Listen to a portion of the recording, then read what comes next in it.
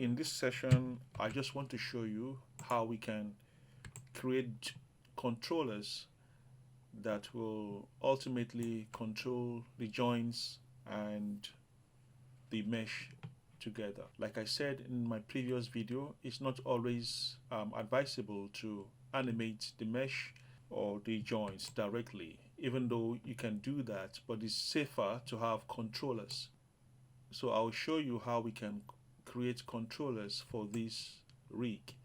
I'm using NURBS circle because when we eventually render, these controllers will not render, they won't be visible. So I'll click on it.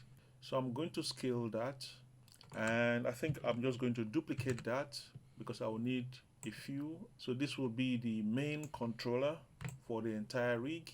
Also going to duplicate this, Control D or Command D on Mac. I'll take it up and I'll look here from the side view just to make sure that I place it where will be beneficial to this rig. So I'm going to scale this down a bit and I'll just move it into position.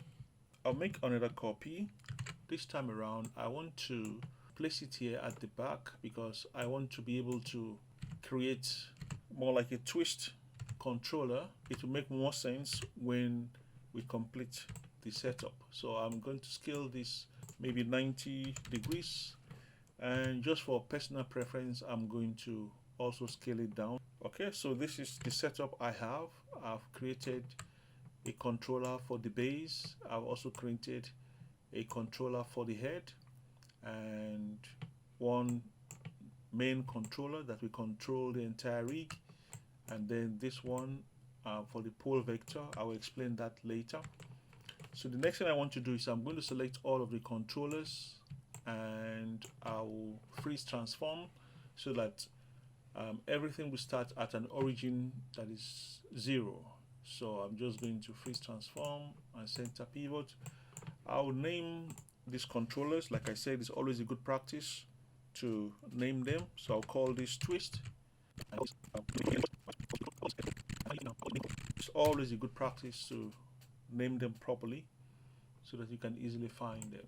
Alright, you will see everything has been zeroed out here in the channel box. Okay, now I have all of my controllers in place and ready to be hooked up to the rig. The next thing I'm going to do is go to rigging, and I want to go back to skeleton and create a high key handle. Alright, so I'm just going to click on the option box here to make sure that I select rotate plane solver. I will click on that, and now what I'm going to do is click on this joint here on the first one, and I'm going to create a second click here at the bottom, and then this IK handle appears automatically. You can see the connecting line, and what this does is enables us now to have almost like an additional control for the rig. You see the joints are now connected. Okay, now the next thing we're going to do quickly while we're here is make sure that we hook up the IK handle to the head controller, so that way we don't have to animate the IK handle directly. We use the controller to control the IK handle. I'm going to select first the IK handle, which is going to be a child of the knob circle, and I will hold on shift and select that, and if I hit P, it parents the IK handle to this controller so that now I can use the controller direct the motion the way I want it. So that way I won't animate the IK handle directly. So our IK handle is working. The next thing I'm going to do is create another controller for this joint here, which is the main joint one. So I'll select that. It's going to be a child of the base controller. So select the root joint first, shift select this controller, and I will hit P. That way I should be able to move this if I want the lamp to jump. Alright, so that is working. Right now you will notice that if I try to rotate this up and down, it's not really giving me the kind of motion that I want. And that is because I need to hook up everything here at the top to that controller directly. I have to parent it. So how do I fix that? I'll select that everything that belongs to that head, and then I will shift select this controller, and then I will hit P. So now this rotation option has been added. So now I can rotate that if I want a knot kind of motion.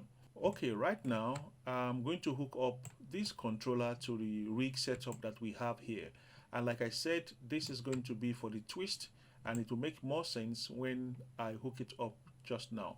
So how this works is I'm going to select that controller first, and I will go to my outliner here, and I will look for the IK handle.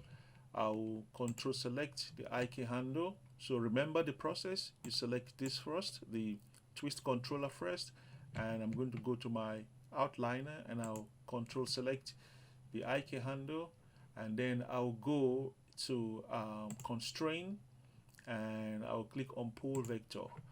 Now if you did it right, you will see a secondary line here.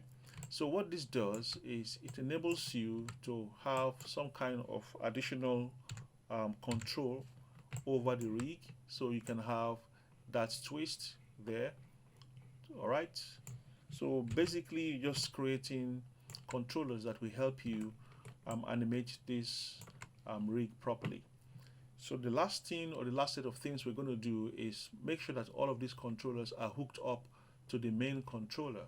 So first, you will notice that if I raise this up, I'm losing that influence over the twist controller. So I'm going to select the twist controller, and I'll shift select the base controller, and I'll hit P.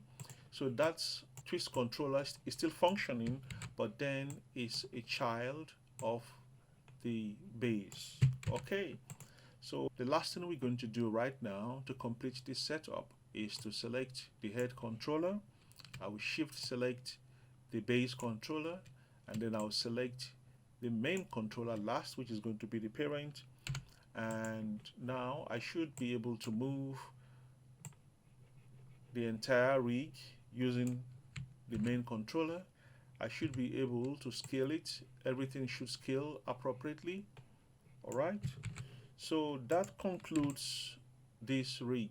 Now I have so many opportunities in terms of my animation. I could animate a jump, I could animate a rotation at the top, and also I could animate a twist here.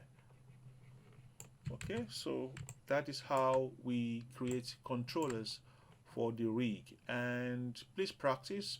If you have any questions, you can put it in the comment section, and please remember to subscribe and like this video. In our next video, I'm going to show you how to create simple UVs, and we're going to texture this model. Okay, see you in the next video. Have a good one and take care. Bye for now.